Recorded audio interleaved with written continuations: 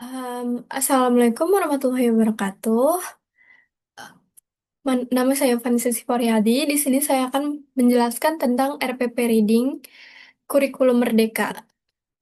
Setelah saya menjelaskan RPP Reading ini, saya akan mempraktekkan untuk langkah-langkah pembelajaran RPP ini. Jadi untuk satuan pendidikannya itu SMA, untuk mata pelajarannya adalah bahasa Inggris, kelas 10. Untuk topiknya adalah recount text, dan alokasi waktunya itu satu pertemuan 2 jam 45 menit. Dan model pembelajarannya berdasarkan Problem Based Learning atau PBL. Nah, di sini ada capaian pembelajarannya. Peserta didik mampu memahami, menginterpretasi, dan mengevaluasi makna teks recount, lisan, dan tulis terkait pengalaman pribadi dengan memperhatikan tujuan, struktur teks, dan unsur kebahasaan secara kontekstual. Setelah itu, tujuan pembelajarannya, peserta didik mampu untuk mengidentifikasi pengertian dan fungsi sosial recount text, menentukan struktur teks recount, orientation, events, dan reorientation. After that, setelah itu mereka menemukan informasi rinci dalam teks recount.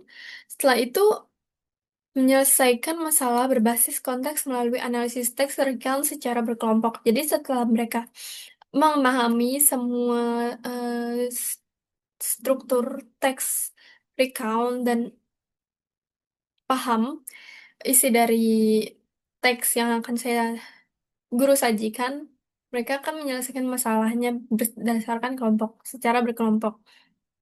Untuk pemahaman bermaknanya, rekonteks membantu kita memahami pengalaman masa lalu dan mengambil pelajaran dari peristiwa yang terjadi.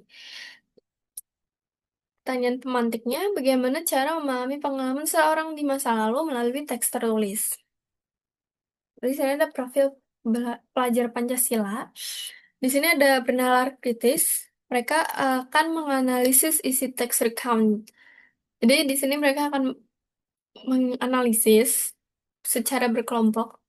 Lalu setelah itu adalah gotong royong, diskusi, dan pemecahan masalah secara kelompok.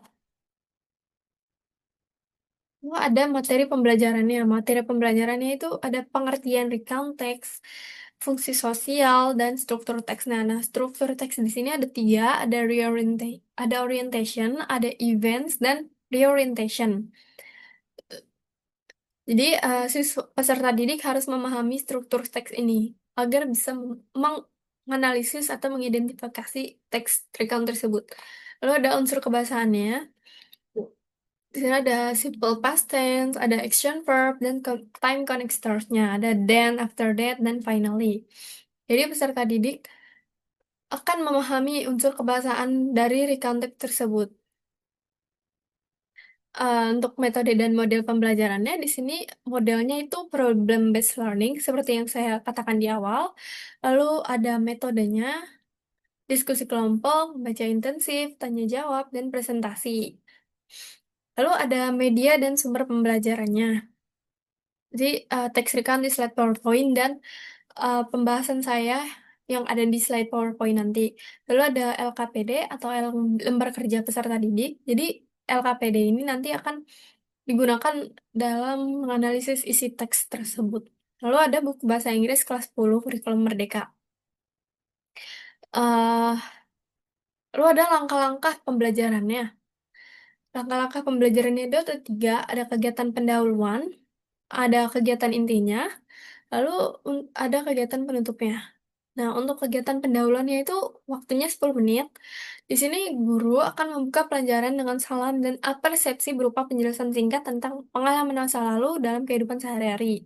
Setelah itu, guru akan menjelaskan pengertian dan tujuan di konteks tersebut. Lalu, setelah itu, guru menyampaikan tujuan pembelajaran di kelas tersebut. Nah, untuk kegiatan intinya itu ada 70 menit atau 60 menit lebih. Eh, Orientasi masalahnya yaitu guru menyajikan sebuah teks recount tentang pengalaman liburan seorang siswa dan menyampaikan permasalahannya.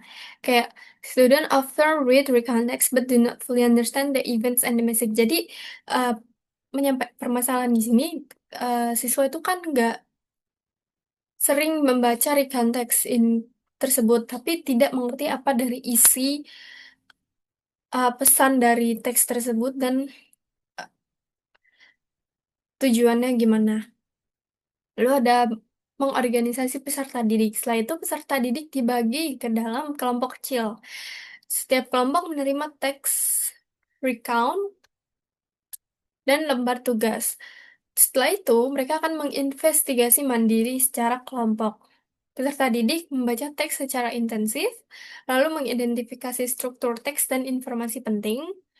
Setelah itu, mereka akan mendiskusikan jawaban atas permasalahan yang diberikan, atau eh, ap- lalu ada mengembangkan dan menyajikan hasilnya. Jadi, setiap kelompok menyampaikan hasil analisis secara lisan. Setelah itu, kelompok lain bisa memberikan tanggapan atau pertanyaan. Setelah itu, analisis dan evaluasi. Setelah itu, guru dan peserta didik menyimpulkan ciri-ciri recount teks tersebut. Setelah itu, guru memberikan klarifikasi dan penguatan materi agar peserta didik lebih memahami uh, recount teks ini. Kegiatan penutupnya itu udah 10 menit. Di sini, guru akan bersama peserta didik menyimpulkan pembelajarannya. Setelah itu, guru memberikan refleksi singkat tentang manfaat memahami recount teks, dan setelah itu guru memberikan penugasan ringan di rumah.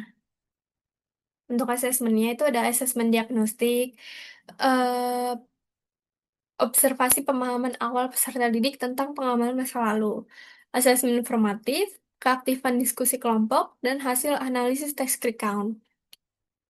Lalu yang ketiga ada akses asesmen sumatif. Jadi di sini ada tes pemahaman bacaan berupa soal, pilihan ganda, dan uraian singkat. Lalu terakhir ada kriteria ketercapaian tujuan. Peserta didik mampu mengidentifikasi struktur dan informasi teks recount dengan benar minimal 75%. Good morning, everyone.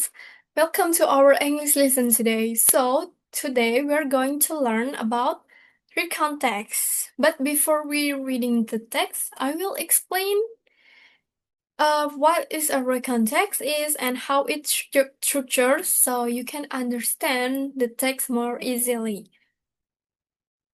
So, what is recount text?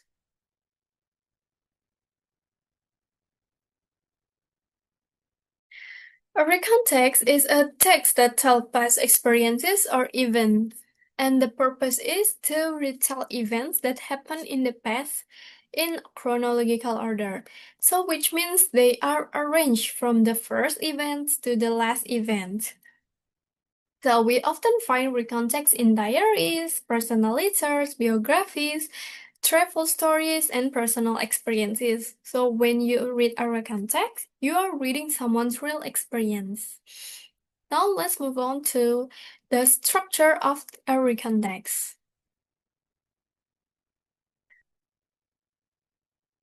So structure of recount text, there are three main parts of recount text: orientation, events, and the orientation.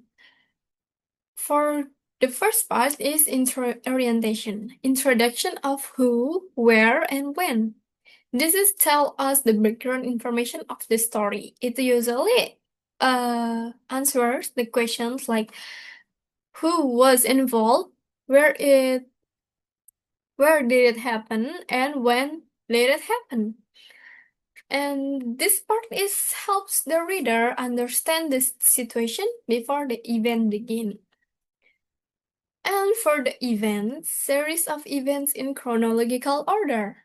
So this is the most important part of the recount text. So in this part, the writer tells the events or experiences like step by step or in chronological order. The events are written in order they happen. This is why we often find time connectors, such as after that, first, then, and finally. And the last is reorientation. conclusion, or personal comment. So reorientation is the closing part of the text. Like it usually contains a conclusion, a personal comments, and or a feeling about the experience. This part is optional, but most recount texts include it. Now, after you guys understand and know about the structure of recount text and what is recount text, let's talk about the language features of recount text.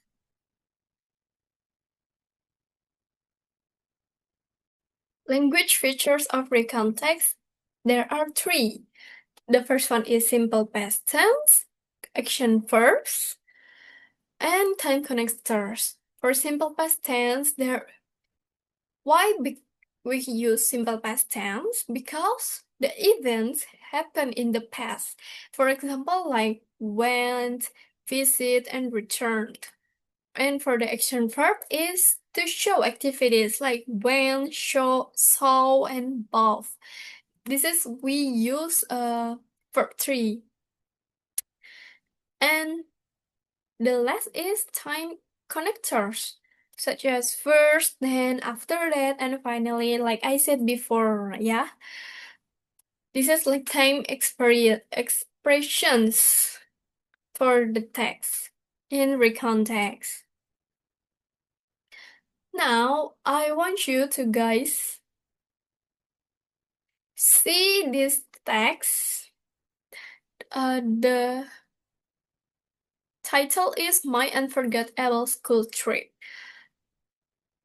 Try to understand the main idea and think about the structure of the text. So, you have to read this text. I will give you 5 minutes to read, and after that, we're gonna analyze together.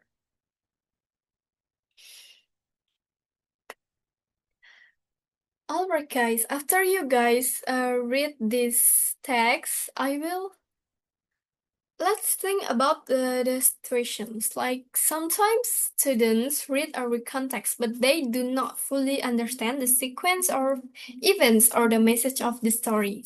So this is the problem we are going to solve today. But first, I will give you an example.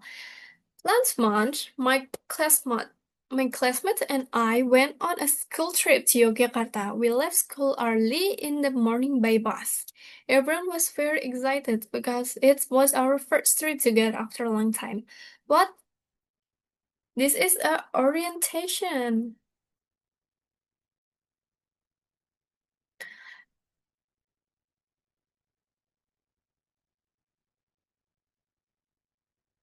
And when we arrived in Yogyakarta, we visited Borobudur Temple.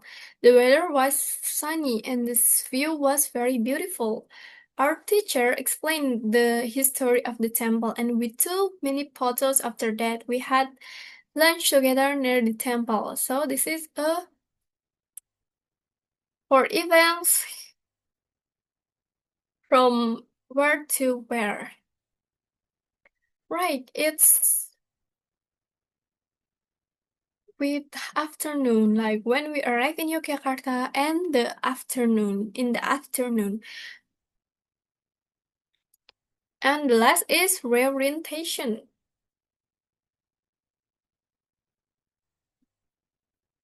So after you guys understand this text, I will give you a text. Jadi saya akan memberikan kalian masing-masing kelompok satu teks dan kalian akan mendiskusikan bareng-bareng bersama kelompok. So you guys have to identify the orientation, events, and the orientation, finding important information from each paragraph, and discussing how the events are connected in chronological order. Please read the text again with your group members and discuss your answers. So remember, everyone should participate in the discussion. So after this discussions. Each group will present their findings in front of the class, and the other groups are welcome to give comments or questions.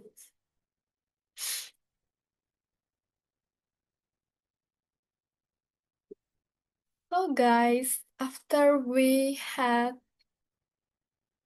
do so you guys are already present your findings in from the class, and we reach to the last part, the conclusion. Recontext is used to retell past experience or events in chronological order. It has three main parts, like orientation, events, and reorientation. These text types use simple past tense, action verbs, and time connectors. Understanding these features helps students identify important information and better comprehend recontext. So, the understanding these points or this recontext will help you read recontext more easily and accurately, and you understand what they want to tell the message. So that's all for today, Lisa. Thank you for your attention and good luck with your discussion. But before that, I will give you a assignment to assignment. Jadi saya akan memberikan tugas di rumah. Kalian harus mencari